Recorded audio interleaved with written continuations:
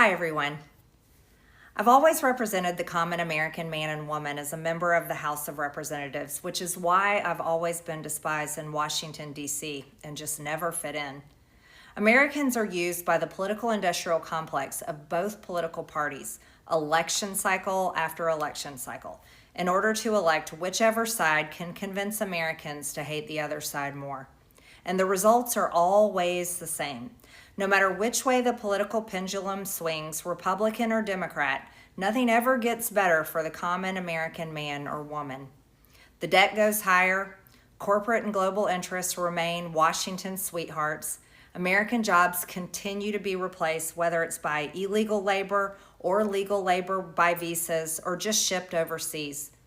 Small businesses continue to be swallowed by big corporations. Americans' hard-earned tax dollars always fund foreign wars, foreign aid, and foreign interest. And the spending power of the dollar continues to decline. The average American family can no longer survive on a single breadwinner's income, as both parents have to work in order to simply survive. And today, many in my children's generation feel hopeless for their future and don't think they will ever realize the American dream. And that breaks my heart. I ran for Congress in 2020 and have fought every single day believing that Make America Great Again meant America first.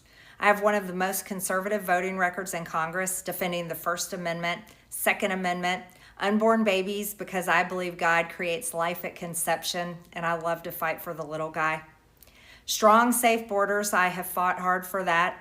I've fought against COVID tyrannical insanity and mandated mass vaccinations, and I've never voted to fund foreign wars with your hard-earned tax dollars. However, with almost 1 year into our majority, the legislature has been mostly sidelined. We endured an 8-week shutdown, wrongly, resulting in the House not working for the entire time, and we are entering campaign season, which means all courage leaves and only safe campaign re-election mode is turned on in the House of Representatives. During the longest shutdown in our nation's history, I raged against my own speaker and my own party for refusing to proactively work diligently to pass a plan to save Americans' health care and protect Americans from outrageous, overpriced, and unaffordable health insurance policies. The House should have been in session working every day to fix this disaster. But instead, America was force-fed disgusting political drama once again from both sides of the aisle on television every single day. My bills, which reflect many of President Trump's executive orders, like calling for a new census counting Americans only to draw new districts, making English the official language of the U.S., making it a felony to medically trans a minor, and other bills like eliminating capital gains taxes on the sale of your primary home and eliminating H-1B visas, they all sit collecting dust. That's how it is for most members of Congress bills. The Speaker never brings them to the floor for a vote. Many common Americans are no longer easily convinced by paid political propaganda spokespersons and consultants on TV and paid shills on social media obediently serving with cult-like conviction to force others to swallow the political party talking points. Because they know how much credit card debt they have, they know how much their bills have gone up over the past 5 years, they actually do their own grocery shopping and know food costs too much, their rent has increasingly gone up and up. They have been outbid by corporate asset managers too many times when they put in an offer to buy a house.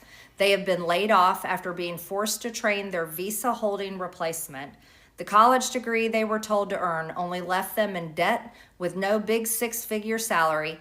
They see more homeless people than ever on their own community streets.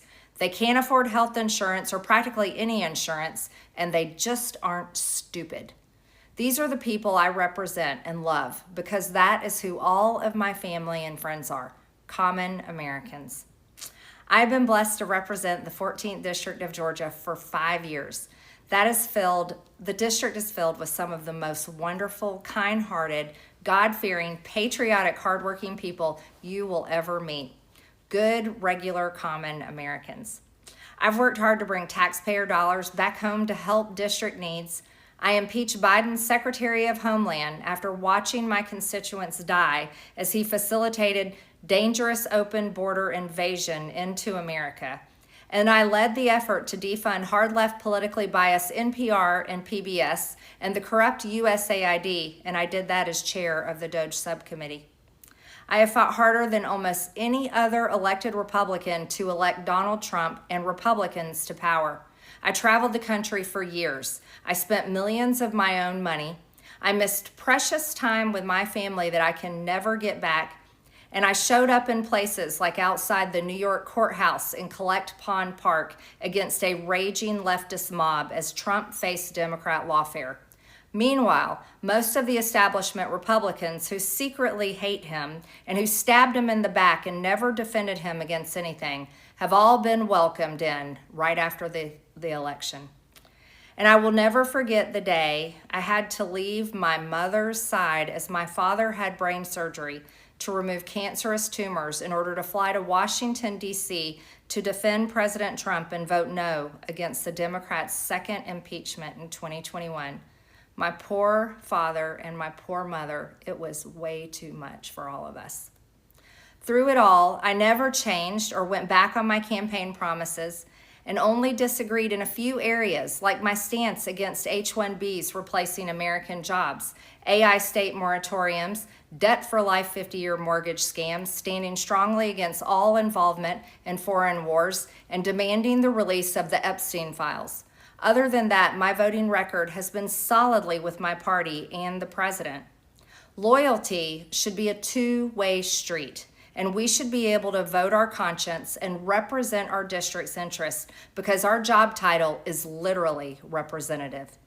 America first should mean America first and only Americans first, with no other foreign country ever being attached to America first in our halls of government. Standing up for American women who were raped at 14 years old, trafficked and used by rich, powerful men should not result in me being called a traitor and threatened by the President of the United States, whom I fought for. However, while yes, hurtful, my heart remains filled with joy, my life is filled with happiness, and my true convictions remain unchanged because my self-worth is not defined by a man, but instead by God who created everything in existence. You see, I have never valued power, titles, or attention in spite of all the wrong assumptions about me. I do not cling to those things because they are meaningless and empty traps that hold too many people in Washington. I believe in term limits and do not think Congress should be a lifelong career or an assisted living facility. My only goal and desire has ever been to hold the Republican Party accountable for the promises it makes to the American people and put America first. And I have fought against Democrats' damaging policies like the Green New Deal, wide open, deadly, unsafe border policies, and the trans agenda on children and against women. With that has brought years of non-stop, never-ending personal attacks, death threats, lawfare, ridiculous slander and lies about me that most people could never withstand even for a single day. It has been unfair and wrong, not only to me, but especially to my family, but it's been wrong to my district as well. I have too much self-respect and dignity. I love my family way too much, and I do not want my sweet district to have to endure a hurtful and hateful primary against me by the president that we all fought for, only to fight and win my election while Republicans will likely lose the midterms, and in turn be expected to defend the president against impeachment after he hatefully dumped tens of millions of dollars against me and tried to destroy me. It's all so absurd and completely unserious. I refuse to be a battered wife, hoping it all goes away and gets better. If I am cast aside by the president and the MAGA political machine and replaced by neocons, big pharma, big tech, military-industrial war complex, foreign leaders, and the elite donor class that can never ever relate to real Americans, then many common Americans have been cast aside and replaced as well. There is no plan to save the world or a 4D chess game being played.